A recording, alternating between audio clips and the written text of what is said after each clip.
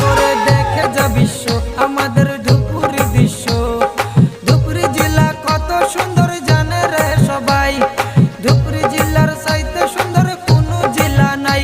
হায়রে ইন্ডিয়ার তাই বড় ব্রিজ ধুপুরিতে হইল, হইল রে হইল আমাদের ধুপুরি ব্রিজ হইল, হইল রে হইল আমাদের আশা পূরণ হইল, হইল রে হইল ধুপুরি ফুলবাড়িতে হইল।